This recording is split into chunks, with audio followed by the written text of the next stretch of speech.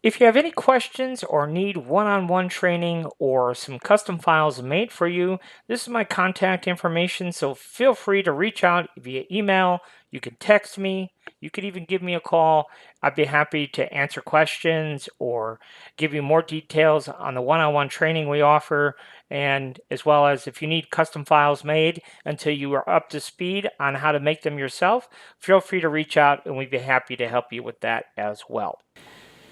In this video, we need to talk about how to go about printing files that are more than 4 colors. Now, a lot of us have a 4-color AMS, but what do we do when we come up against a file that has 5 colors? Well, this is a really good example of a really simple file that has 5 colors, and we're going to show you how to properly slice this. So what we need to do first is go ahead and go into our preview tab. Now, I had previously already sliced this file.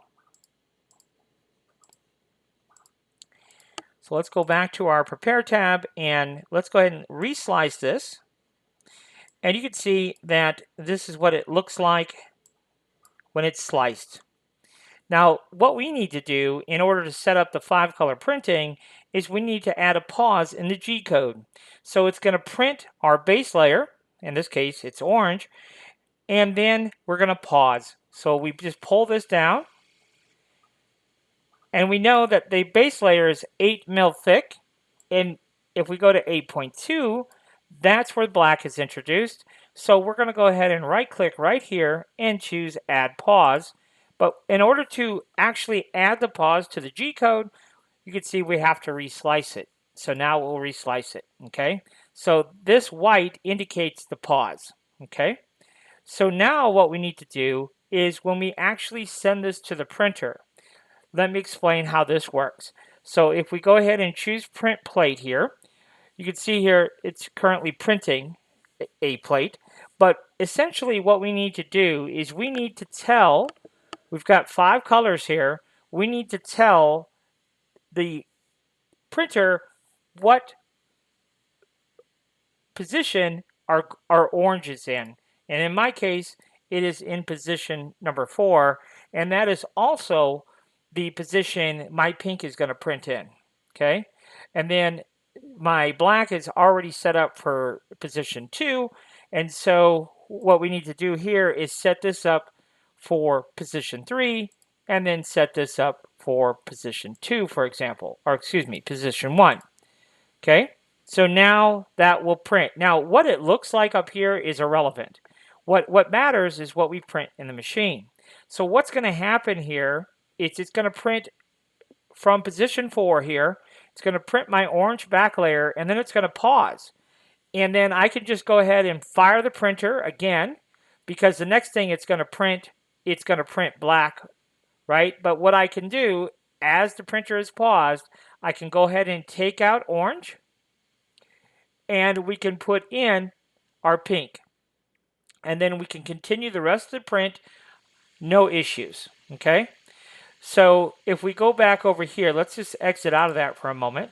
But if we go back up here and move this one position here, you can see that in fact the next color that prints is in fact black. Okay, so it does a couple layers of black, and now you can see the pink and the brown and gold are all introduced on one layer. So this way we can use 5 colors very easily just by adding a pause, swapping out our filament. Of course, that's no big deal. And then we can continue on the rest of the print in its entirety with the next 4 colors that we need. Now, if we're using a file that has 6 or 8 colors, obviously the more colors you add to your design, the more complicated it can get. But if we're really crafty, putting in our pauses where we need to swap filaments, we could do it. We could do it. It's a lot of work, but it can be done. So at any rate, that is how we would go about utilizing the 5 colors in this design and how we can print that fairly easily. So hopefully that helps you out. So until next time, thanks for watching. If you have any questions or need one-on-one training or some custom files made for you, this is my contact information, so feel free to reach out via email. You can text me. You could even give me a call. I'd be happy to answer questions or give you more details on the one-on-one training we offer, and as well as if you need custom files made until you are up to speed on how to make them yourself, feel free to reach out and we'd be happy to help you with that as well.